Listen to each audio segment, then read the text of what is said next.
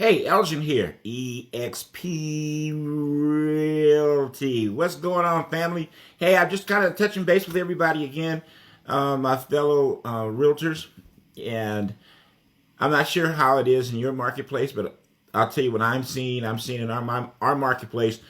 Overall, we're seeing values hold fairly well.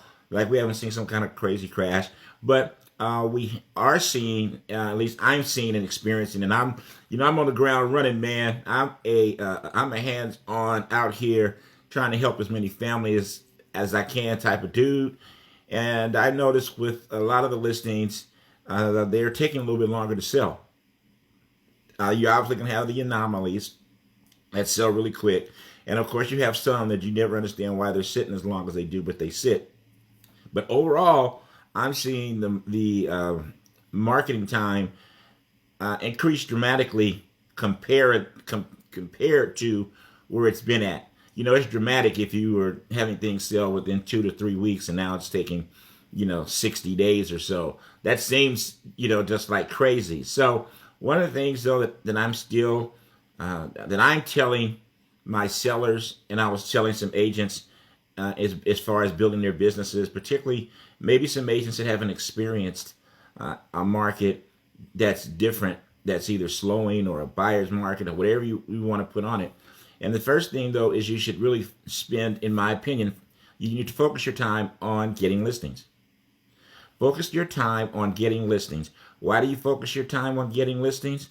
One is, in my opinion, and again, you will find that you will attract more higher quality buyers if you have homes to sell yourself. Now, when I say higher quality buyers, I'm talking about buyers that have already been pre-approved or are open to the process. I'm talking about buyers that have motivation to buy sooner than later. I'm not talking about price range. I'm not talking about anything other than motivation and the ability to do so. Because you want to be able to help everybody, of course, but you also want to be able to spend your time as you're building your business with both buyers and sellers that are ready to do something, right? That's the name of the game. From the seller standpoint, as I'm telling you to take listings, you also need to honestly look at a couple of things with the listings that you take. One is the price, of course. Are you pricing it, and or is the seller allowing you to price it properly? You also need to educate the seller in regards to homes may be taking a little bit longer to sell in the market, even if they're priced really well, because that is happening now. So you might as well prepare your seller for this. You set the expectation.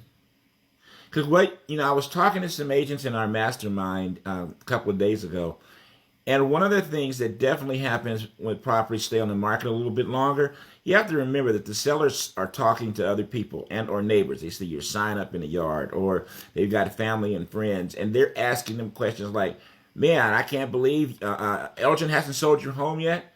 Your home isn't sold yet. It seems like homes were selling really fast.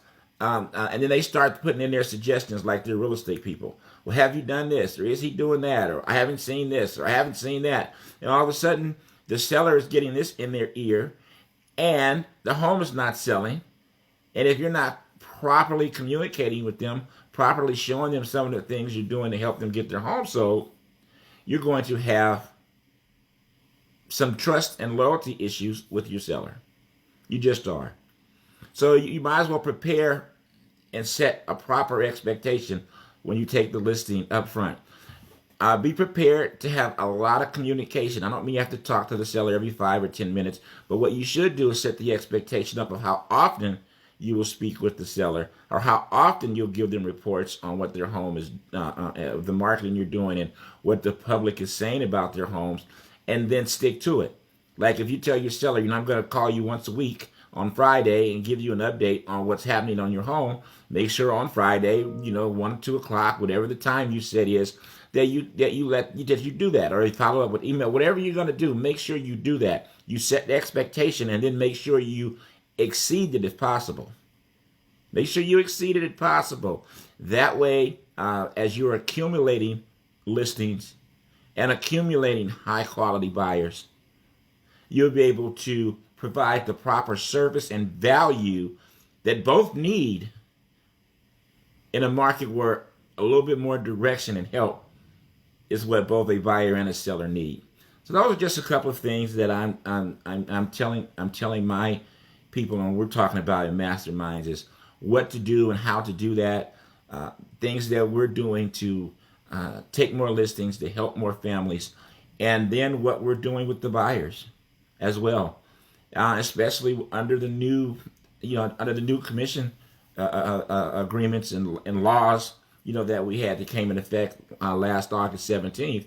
You want to know how to properly navigate and help both buyers and sellers, and to also build more growth and or scale your own business. Hey, if you ever want to talk about some of this type of stuff, either in a mastermind or just directly, I love speaking and sharing my thoughts, but I love listening. I love hearing the thoughts of what other people are doing out there and what you're doing and what's being successful. Love to hear from you. Feel free to reach out. God bless, take care, and remember, no matter what you're going through in life, it is just a temporary condition, because things do change. And it truly is, it's a great life. God bless you.